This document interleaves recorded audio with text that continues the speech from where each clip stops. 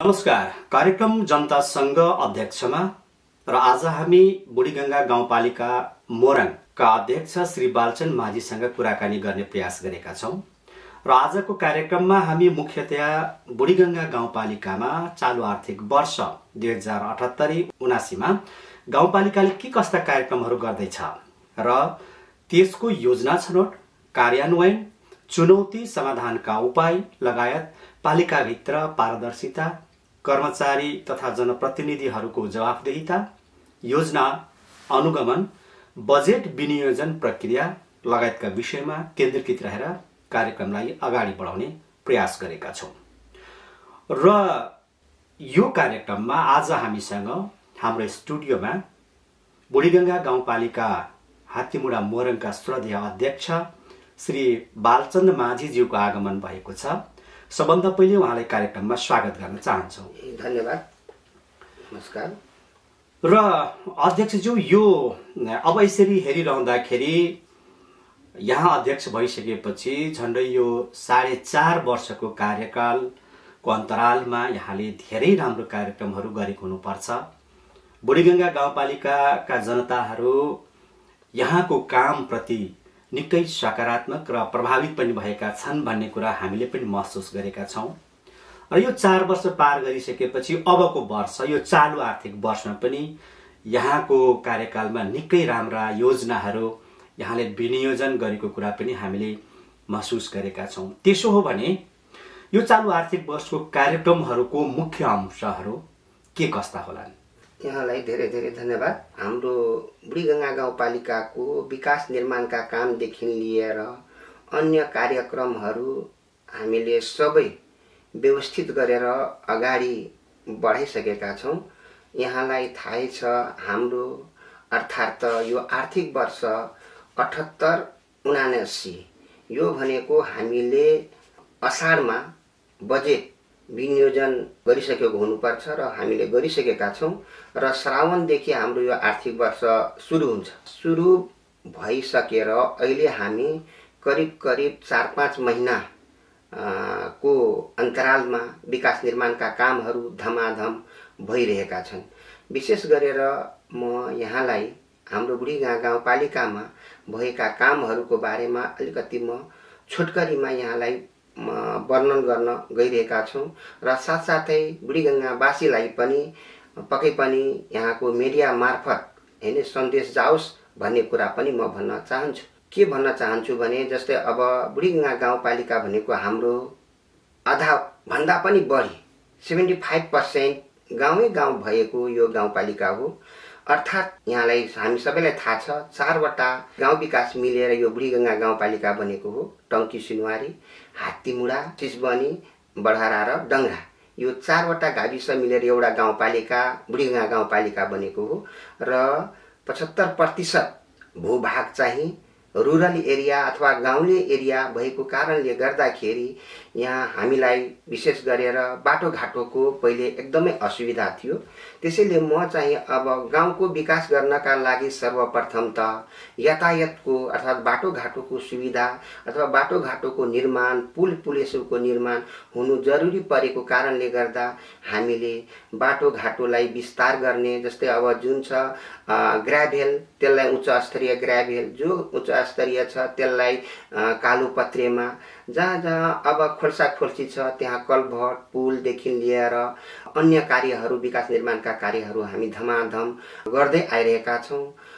एउटा कुरो म चाहिँ के भन्न चाहन्छु भने हामी अब भाग्यमानी भनौं कि अभागी भनौं, आउना साथ सुरुमा बाढी आयो, फेरि यसै वर्ष पनि अब कहिले नआएको कार्तिकमा चाहिँ बाढी आयो, जसले गर्दाखेरि किसान दाजुभाइहरूलाई धेरै अप्ठ्यारो भयो। बनाएका बाटाघाटाहरू पनि बिग्रिए, पुल पुलिसा पनि भत्काएर लगे, जसले गर्दाखेरि अहिले हामीलाई अलिकति अप्ठ्यारो भएको छ। कस्तो? किनकि हामी असारमै बजेट विनियोजन गरिसकेका थियौं।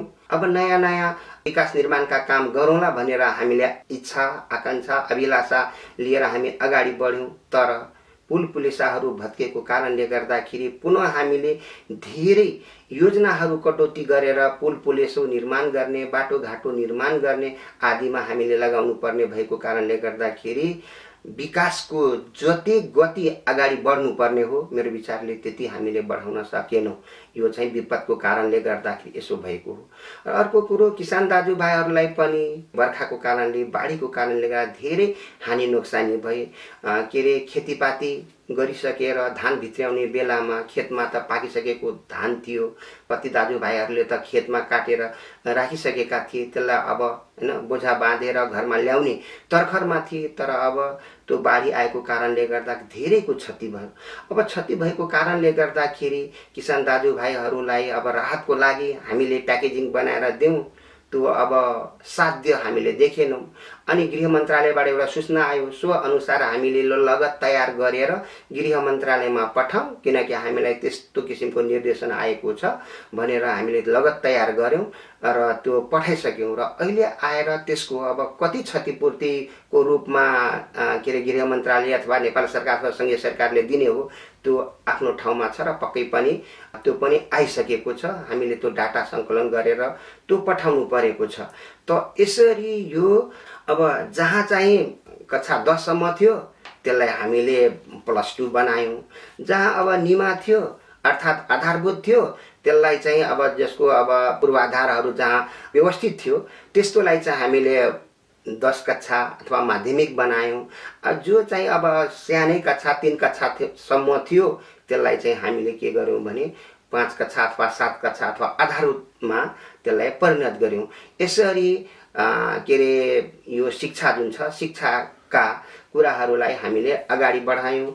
अब अर्को कुरो के छ भने यहाँहरूलाई थाहा होला, हाम्रो अब मात्रै बुढीगङ्गा गाउँपालिका होइन, यो शाखा जुन छ भनेको अथवा साना साना नानीहरूलाई के अरे समुदायमै रहेर उनीहरूलाई पठन पाठन गर्ने हैन त्यो चलिरहेको थियो। तर धेरै के अरे शाखा अथवा त्यो के अरे शिशुलाई पढाउने शिक्षिकाहरू हैन समुदायमा उहाँहरू पढाइरहनु भएको थियो। तर त्यो जुन रूपमा त्यहाँ पठन पाठन हुनुपर्नेमा त्यो रूपमा चाहिँ पठन पाठन भएको हामीले नदेखेको कारणले गर्दा, अर्को शब्दमा भन्यो भने पहिले एउटा शब्द यहाँहरूले सायद सुन्नु भएको थियो होला, त्यसलाई चाहिँ झोले भनेर भन्छ हैन, झोलामा नै त्यो स्कुल। त त्यस्तै किसिमको त्यो शाखाको पनि थियो। त्यसैले अहिले अब हामीले के गर्यौं भने जस्तै अब सामुदायिक विद्यालय हाम्रो बुढीगङ्गा गाउँपालिकामा 20 वटा रहेका छन्। त्यहाँ अब शिक्षकको दरबन्दीको अभाव छ।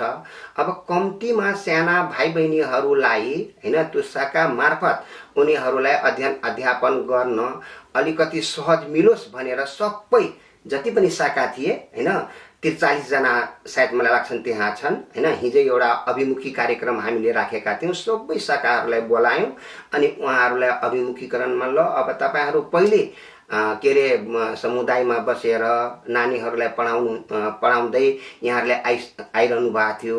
तर अब त्यहाँ यहाँहरूलाई पनि मलाई लाग्छ विद्यार्थी बिना त्यहाँ अब समय काट्न पनि गाह्रो हैन। अब 2-4 जना मात्रै विद्यार्थी हुन्थ्यो। अब त्यसैमा यहाँहरू 2 घण्टा 4 घण्टा लगाएर उनीहरूलाई पढाउन पनि मलाई लाग्छ यहाँहरूलाई मन लागिरहेको थिएन होला। त्यसैले यो कुरा मैले हिजो बोले त्यहाँ अनि उहाँहरू पनि सबै खुसी हुनुभयो र सबैलाई हामीले प्रत्येक विद्यालयमा कुनैमा 1 जना, कुनैमा 2 जना, कुनैमा 3, जहाँ जहाँ विद्यार्थीको चाप बढी हुन्थ्यो त्यहाँ त्यहाँ के रे त्यो शाखाको संख्या बढाएर हामीले त्यसरी परिणत गर्यौं।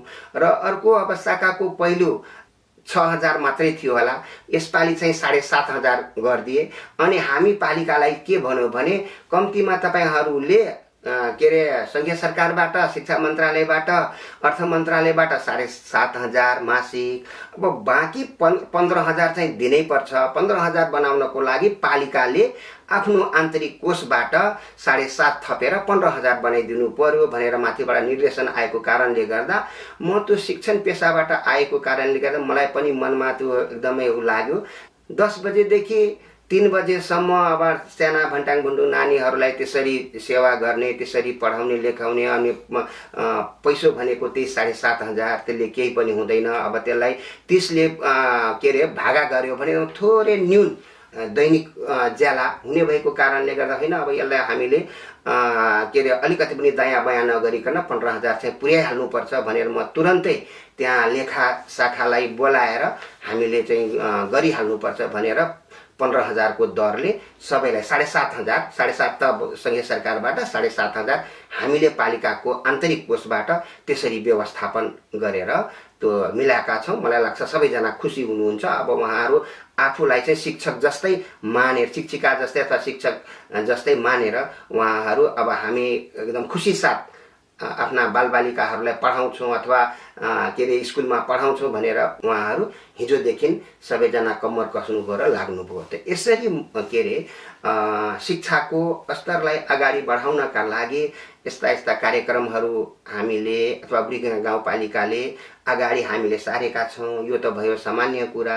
यसका साथसाथै पनि जस्तै अब जो विद्यार्थी एकदम जेहेन्दार छ, अब +2 सम्म त हामीले यहाँ करिब मिन्हा जस्तै गरेका छौँ। तर अब जो प्राविधिक धारका विद्यार्थीहरू छन् हैन, त प्राविधिक धारका विद्यार्थीहरूलाई अलिकति गाह्रो, विशेष गरेर अब जस्तै पहिले त के अरे धरान क्याम्पसमा डिप्लोमासम्म इन्जिनियरिङको ओभरसियरको पढाइ त्यहाँ हुन्थ्यो हैन, र करिब जेहेन्दार विद्यार्थीहरूले हैन छात्रवृत्ति पाएर त्यहाँ पढ्न पाउँथे। तर अहिले त्यहाँ हटाइसके। अनि महेन्द्र मोरङ क्याम्पसमा पनि पहिले चाहिँ के अरे यो सिएल सर्टिफिकेट लेभल चाहिँ अहिले हामी जसलाई +2 भनेर भन्छौँ त्यस्तो एकदम थोरै शुल्कमा चाहिँ पढ्न पाउँथ्यो। तर अहिले त्यहाँ पनि हटाइसकेको कारणले गर्दाखेरि धेरै गाह्रो भयो। त्यसैले अब ती भाइ बहिनीहरूलाई पढाउनको लागि हामीले विशेष गरेर आफ्नो एउटा कार्यक्रम बनाएका छौँ। जस्तै हाम्रो अब के अरे मनमोहन प्राविधिक विश्वविद्यालय, पहिले त पोलिटेक्निक थियो, अहिले प्राविधिक विश्वविद्यालयमा कन्भर्ट भएको छ। त्यहाँ अहिले पनि के अरे सर्टिफिकेट लेभल भनौँ, अब डिप्लोमा भनौँ हैन, डिप्लोमा लेभल त्यहाँ जस्तै अब ओभरसियर चाहे त्यो सिभिल होस्, चाहे त्यो इलेक्ट्रिकल होस्, चाहे इलेक्ट्रोनिक्स होस् हैन, चाहे मेकानिकल होस्, अन्य विधाहरू त्यहाँ पढाइ भइरहेका छन्। त अब त्यो क्षेत्रमा पठन पाठन गर्नका लागि जस्तै अब दलित भए, विपन्न भए हैन, त्यस्ता वर्गका भाइ बहिनीहरूलाई पढ्नका लागि हामीले प्रत्येक वर्ष म आएदेखिको 2 जनालाई निशुल्क हैन छात्रवृत्तिको व्यवस्था गरिदिएर त्यहाँ चाहिँ हामीले त्यसरी अध्ययन अध्यापनका लागि सहयोग गर्दै आइरहेका छौँ। र त्यो मात्रै त्यहाँ होइन, अन्य क्याम्पसमा पनि यदि जस्तै अब हैन दलित छात्र यदि जुनै क्याम्पसमा किन नहोस्, उहाँहरूले हामीसँग आउँदाखेरि ल तपाईलाई चाहिँ वर्ष अथवा 2 वर्ष अथवा 3 वर्षमा कति लाग्छ त हैन फी, त्यो फीको लागि हामी यहाँहरूलाई निशुल्क गराइदिन्छौँ, त्यहाँबाट एउटा पत्र ल्याउनु होला भनेर हामीले त्यसरी चाहिँ के अरे गर्दै गरेका छौँ। चाहे त्यो ऋषिदेव होस्, चाहे त्यो सरदार होस्, चाहे अन्य दलित र विपन्न वर्गका जोसुकैलाई पनि हामी त्यसरी सहयोग गर्दै आइरहेका छौँ, सहयोग गरि पनि रहेका छौँ। त्यस्तै गरेर अन्य सहायक सामग्रीहरूको लागि पनि विद्यालयलाई र साथसाथै विद्यार्थीहरूलाई पनि हामी सहयोग गरिरहेका छौँ। यहाँलाई थाहा होला हाम्रो बुढीगङ्गा गाउँपालिकामा अहिले नमुना विद्यालय भनेको नरग्राम माध्यमिक विद्यालय हो। त्यहाँ प्राविधिक धारका विशेष गरेर यो हाम्रो बुढीगङ्गा गाउँपालिका कृषि पेसामा आधारित रहेका यहाँ बहुसंख्यक जनताहरू गाउँवासीहरू कृषिमा आधारित रहनु भएको कारणले गर्दाखेरि कृषि धारका त्यहाँ के अरे +2 खोलेका छन् र त्यहाँ पढाइ भइरहेको छ। त्यो विद्यालयलाई पनि हामीले गाउँपालिकाबाट धेरै किसिमले सहयोग गर्दै आइरहेका छौँ। विशेष गरेर त्यहाँ मात्रै +2 होइन, अन्य साना साना सर्ट टर्मका पनि त्यो सिपहरू सिकाउने काम चाहिँ भइरहेको छ। र यसका साथसाथै अब युवा साथीहरूलाई हैन जो अब विदेशबाट बेरोजगार भएर अथवा त्यहाँ अब काम जुन छुटिसक्यो, उहाँहरू जुन घर आए अथवा स्वदेश आए अथवा बुढीगङ्गा आए, उहाँहरूको लागि पनि हामीले विभिन्न किसिमको सिप उहाँहरूलाई सिकाएर अनि त्यसपछि बिउ पुँजीको रूपमा हैन केही बिउ पुँजीको रूपमा दिने र ताकि उहाँहरूले आफ्नो खुट्टामा आफै उभिएर स्वरोजगारको रूपमा उहाँहरू अगाडि बढ्न सकोस् भनेर त्यस्तो कार्यक्रमहरू पनि हामीले राखेका छौँ। र यति मात्रै नभएर म यहाँहरूलाई के भन्न चाहन्छु भने यहाँको मिडिया मार्फत जस्तै अब किसान दाजुभाइहरू जो हुनुहुन्छ उहाँहरूको जस्तै अब मकै खेती भयो, धान खेती भए, गहुँ खेती भए, त यसका लागि के अरे 50% अनुदानमा हामीले चाहिँ त्यो बिउ वितरण गर्ने, वार्डले पनि कुनै वार्डले निशुल्क हैन, कुनै वार्डले 50% मा त्यसरी चाहिँ बिउ वितरण गर्ने काम, अनि बोका बोयर जातका बोका वितरण गर्ने काम, अनि त्यस्तै गरेर जो अब बङ्गुर पालन गर्छ त बङ्गुर पालन गर्ने दाजुभाइ दिदीबहिनीहरूको लागि हामी पाठापाठी पनि वितरण गर्ने, बाख्राको पनि पाठापाठी हामी त्यसरी वितरण गर्दै आइरहेका छौं किसान दाजुभाइ। अनि जो चाहिँ अब यो मत्स्य व्यवसायमा लाग्नु भएको छ उहाँहरूको लागि हामी 75% अनुदानमा यो माछाको भुरा जुन छ त्यो पनि हामी वितरण हरेक वर्ष गर्दै आइरहेका छौं। र त्यस्तै गरेर जस्तै अब यो आफ्नो बुढीगाँ गाउँपालिकालाई हराभरा पनि बनाउनु छ, पर्यटकीय स्थलको रूपमा यसलाई चिनाउनु छ। त्यसले गर्दाखेरि हामीले विभिन्न किसिमका बोट बिरुवाहरू यसै वर्ष पनि हामीले धेरै बोट बिरुवाहरू वितरण गर्यौं हैन। हामीलाई वन डिभिजन कार्यालयले तरारा तिनकुने दुईटा संस्थाले हामीलाई सहयोग गरिदिएर त्यो बोट बिरुवाहरू हामी वितरण गर्यौं र धेरै ठाउँमा दाजुभाइ किसान दाजुभाइहरूले त्यस्तो प्लान्टेसन गर्नु भएको छ, ताकि भोलिको दिनमा बुढीगङ्गा गाउँपालिका अलिकति एउटा हराभरा गाउँपालिका बनोस्, त्यो उद्देश्य राखेर हामीले त्यस्तो कार्यक्रमहरू गर्यौं। अनि अब जस्तै अब स्वास्थ्यको कुरो आयो हैन, स्वास्थ्य पनि हामीसँग जोडिएको कारणले गर्दाखेरि हामी भन्छौं नि स्वास्थ्य नै धन हो हैन। हाम्रो स्वास्थ्य ठीक छ भने हामी कमाई गर्न सक्छौं, धन कमाउन सक्छौं। यदि हामीसँग धन छ, यदि हाम्रो स्वास्थ्य ठीक छैन भने भएको धन पनि हामीले बिस्तारै बिस्तारै बिस्तारै नासिँदै जान्छ, अथवा औषधि उपचार गर्दा गर्दै हाम्रो जिउ पनि हैन काम गर्दैन। त्यसले गर्दाखेरि हामी लथालिङ्ग हुन्छौं र त्यसले गर्दाखेरि हामी के अरे धनी मान्छे पनि हामी गरिब हुन सक्छौं। त्यसैले स्वास्थ्य नै सबैभन्दा ठुलो कुरो हो।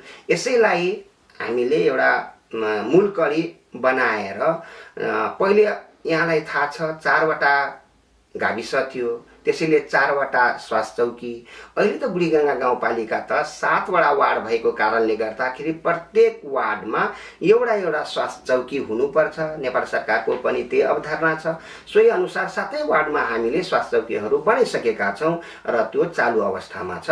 एउटा चाहिँ टंकी सिनुवारी जुन सकमामा छ, बुढीगङ्गा गाउँपालिका वडा नम्बर 2 सकमामा, त्यो टंकी सिनुवारी हेल्थ पोस्ट भनेर त्यसलाई हामी चिन्दछौं हैन।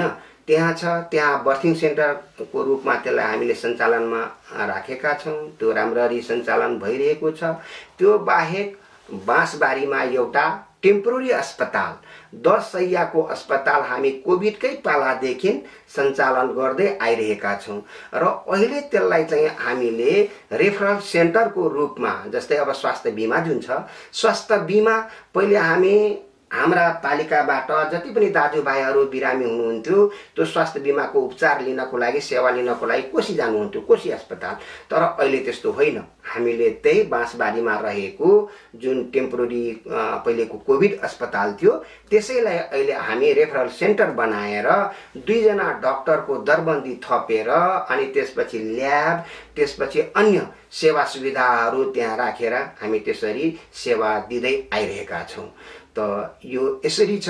अर्को कुरो 6 नम्बर हाम्रो यो दुर्गम भनेको अर्थ एकदम विशुद्ध गाउँ एरिया वडा नम्बर 6, यो चाहिँ कोइलपुरमा रहेको छ स्वास्थ्य चौकी। यसलाई हामीले बहुत छिटै के अरे स्वास्थ्य चौकी त छ, तर अब स्वास्थ्य चौकी भएर भएन। गाउँठाउँका के अरे सेवा लिनका लागि त अब दुबी अलिकति टाढै भयो, टंकी अलिकति टाढै भयो। त्यसले गर्दाखेरि त्यही पनि हामीले एउटा कम्तीमा बर्थिङ सेन्टर सञ्चालन गर्न सक्यौं भने त्यहाँ अलिकति राहत मिल्ला। यही कारणले गर्दा एकदम छिटो रूपमा हामी यही 1 महिनाभित्रमा त्यसलाई चाहिँ हामी बर्थिङ सेन्टर त्यहाँ सञ्चालन गर्छौं। यसको लागि हाम्रो सबै फर्निचरदेखि लिएर भौतिक पूर्वाधारदेखि लिएर अन्य सबै कुराहरू व्यवस्थित भइसकेका छन्, हामीले गरिसकेका छौं र निकट भविष्यमै हामी त्यसलाई के अरे बर्थिङ सेन्टरको रूपमा त्यसलाई सञ्चालन गर्न गइरहेका छौं। हाम्रो बुढीगङ्गा गाउँपालिकाको अब यतातिर के अरे टङ्की सिनुवारी हात्तीमुढा अलिकति बजारको नजिक छ। त्यसले गर्दाखेरि त्यहाँ अब यदि बिरामी परियो अथवा कुनै के अरे स्वास्थ्यमा कुनै गडबडी भयो भने विराट मेडिकल कलेजदेखि लिएर विराटनगर धुबी नजिक भएको कारणले गर्दा यहाँ के अरे नर्सिङ होमदेखि लिएर अन्य क्लिनिक सेवा सुविधा छ। तर 6 नम्बर र 7 नम्बरको उत्तरी भेग र पूर्वी भेग जुन छ त्यहाँ त अब त्यस्तो छैन। त्यसैले हामीले गाउँपालिकाले म विशेष गरेर पहल गरेर त्यहाँ सुक्चर भनेको अर्थ वडा नम्बर 6 नारायण माविको छेउ सुक्चरमा अहिले हुन त त्यो 15 बेडको अस्पताल हुनुपर्ने हो, तर हामीलाई चाहिँ पछि 5 बेड थपिदिउँला, अहिले 10 बेडको तपाईहरू तयारी गर्नुस् भनेर हामीलाई त्यस्तो किसिमको सबै कुरो त्यहाँबाट आयो र अहिले धमाधम त्यो चाहिँ 10 बेडको अस्पताल त्यहाँ बनिरहेको छ नारायण माविको छेउमा। मलाई लाग्छ बहुत छिटै भवनहरू जुन छ निर्माण हुन्छ र त्यो पनि हामी बहुत छिटै त्यो सञ्चालन गर्छौं भन्ने हामीले त्यो आशा राखेका छौं। त यसरी यो स्वास्थ्यका कुराहरूलाई हामीले यसरी र यसमा अलिकति मैले के जोड दिएँ भने के हामी अब हाम्रो दलित तथा विपन्न वर्गको सँग अब त्यति पैसा हुँदैन हैन। त्यसले गर्दाखेरि अब सरकारले त के गरेको छ, स्वास्थ्य बीमा कार्यक्रम लागू हुनुपर्छ गर्नुपर्छ भनेर भनेका छन्, तर अब गरिब गुरुबासँग पैसा नभएको कारणले गर्दा बिचराहरू कसरी स्वास्थ्य बीमा गर्न सकोस् त। अनि गाउँपालिकाबाट हामीले के गर्यौं भने 30 लाख रुपैयाँ हामीले छुट्याएका छौं त्यो विपन्न तथा दलित र एकल महिलाको लागि हैन, ताकि उहाँहरूलाई 3500 को दरमा प्रत्येक परिवारलाई हामीले बीमा गर्दियौं भने पक्कै पनि दिन दुखीहरूले आफ्नो अब के अरे अस्वस्थ भएपछि मलाई लाग्छ अरु ठाउँमा जानु नपरोस् अथवा जानु पर्दैन। त्यही कार्ड लिएर उहाँहरू अस्पताल जानुभयो भने निशुल्कमा उहाँहरूले उपचार पाउँछन् भनेर हामीले के गरेका छौं भने प्रत्येक वार्डमा 150 का दरले 1050 जनालाई स्वास्थ्य बीमा गराउने हामीले कार्यक्रम ल्याएका छौं र त्यो बहुत छिटै त्यो पनि लागू हुन्छ। यति भयो भने पक्कै पनि गरिब गुरुबाहरूको लागि मलाई लाग्छ स्वास्थ्यमा अलिकति पहुँच हुन्छ। त्यही पहुँच होस् भन्ने हिसाबले त्यसरी त्यो कार्यक्रम राखेका हौं। जस्तै अब स्वास्थ्य शिक्षाका साथसाथै खानेपानी हाम्रो लागि नैसर्गिक अधिकार पनि हो जनताको। त्यसले गर्दा स्वच्छ शुद्ध खानेपानी को प्रबन्ध मिलाउनु गाउँपालिकाको एउटा कर्तव्य भएको कारणले गर्दाखेरि टङ्की सिनुवारी खानेपानी योजना जुन नेमुवामा छ त्यसलाई हामीले 3 करोड 50 लाख रुपैयाँ दिएर 5 वटा वार्डमा त्यसको के अरे खानेपानी योजनालाई चाहिँ विस्तार गर्नका लागि हामीले सहयोग पुर्याएका छौं। यति मात्रै नभएर नगर विकास कोषमा म स्वयं हैन त्यो त्यसले अलिक राम्ररी काम गर्न सकोस्, पुरै 5 वटा वार्डलाई चाहिँ हैन खानेपानी शुद्ध खानेपानी खुवाउन सकोस् भन्ने उद्देश्य र त्यो उद्देश्य लक्ष्य राखेर म चाहिँ जवानी बसेर आएको छु त्यहाँ उसमा नगर विकास कोषमा है। यदि त्यो खानेपानी योजनाले तिर्न सकेन भने त्यो तिर्नको लागि बुढीगाँ गाउँपालिका तयार छ भनेर म अध्यक्ष त्यहाँ गएर के अरे सम्झौता गरेर आएको छु। त्यसले गर्दाखेरि पक्कै पनि यो काम पनि भइरहेको छ र जनताको लागि यो राम्रो हो। अर्को कुरा अब 6 र 7 अब 5 वटालाई त मात्रै खानेपानीको प्रबन्ध मिलाएर त भएन, 6 नम्बर 7 नम्बरलाई पनि गराउनु पर्यो जुन कि दुर्गममा छ। त्यसैले अब त्यो 2 वटा वार्ड 6 नम्बर र 7 मा सिसबनी बढारा र डंगरा, यसको लागि अब डंगरा सिसबनी खानेपानी योजना छुट्टै हामीले त्यसको पनि कार्यक्रम बनायौं र त्यो पनि अहिले निर्माणाधीन अवस्थामा छ। त्यो वडा नम्बर 7 को बेलडाङीमा रहेको छ। 2 वटा के अरे बोरिङ हैन बोरिङ भइसकेको छ, भवन पनि बनिसकेको छ र अब तपाईको ओभरहेड टंकी मात्रै बनाउन बाँकी छ। मलाई लाग्छ त्यो पनि अब बहुत छिटै ओभरहेड ट्याङ्की पनि बन्छ र पाइपलाइन विस्तार गरेर 6 नम्बर र 7 नम्बरका सम्पूर्ण हैन दाजुभाइ दिदीबहिनीहरूलाई पनि शुद्ध स्वच्छ खानेपानी हामी उपलब्ध गराउँछौं भनेर म अध्यक्षको हैसियतले म यहाँहरू समक्ष त्यो मैले वाचा बन्धन गरे र पक्कै त्यो काम पनि हुन्छ। यो अध्यक्षज्यू जसरी यहाँले एउटा फेरस्त गर्नुभयो बुढीगंगा गाउँपालिकामा कस्ता कस्ता योजनाहरू छन्, कसरी त्यसलाई चाहिँ हामीले कन्ट्रिब्युट गर्दैछौँ, निरन्तरता दिने प्रयास गर्दैछौँ भन्ने पनि कुरा गरिदिनु भयो। अब जनतालाई आश्वस्त गर्ने कुरामा चाहिँ तपाईँले चाहिँ अब यसरी दीर्घकालीन योजनाहरू पनि केही पनि यहाँ अहिले सार्वजनिक गरिदिनु भयो। तर यो सरसर्ती हेर्दाखेरि अब योजनाहरू मात्रै होइन, त्यसलाई त अब कन्टिन्यू गर्नको लागि, प्रभावकारी बनाउनको लागि त्यसको मोनिटरिङ सिस्टम पनि अति आवश्यक हुन्छ, अनुगमन चाहिन्छ नै हैन। यो अनुगमनको नजरले हेर्दाखेरि हैन, तपाईँ आफै अध्यक्ष भएको नाताले पनि त्यो अनुगमनको पाटो कसरी यहाँले चाहिँ सञ्चालन गर्दै हुनु? धन्यवाद। यहाँले एकदम बहुत राम्रो कुरा यहाँ उठाइदिनु भयो। वास्तवमा अब कुनै पनि निर्माण कामदेखि लिएर अन्य कार्यहरू जुन छ हैन, त्यसलाई अब अगाडि मात्रै बढाएर भएन, त्यसलाई मोनिटरिङ गर्नु पर्यो, अनुगमन गर्नु पर्यो। त्यो अनुगमन गर्ने क्रममा म स्वयं जस्तै अहिले हाम्रो अब बुढीगाउँ गाउँपालिकामा 3वटा वार्ड कार्यालय र 3वटा स्वास्थ्य चौकी र एउटा हस्पिटल बनिरहेको छ। एउटा त अब त्यो भवन त छँदै थियो, त्यसैलाई चाहिँ हामीले जुन कि बाँसबारीमा जुन भने हैन, त्यो व्यवस्थित छ, त्यो अहिले सुचारू छ, सञ्चालनमा छ।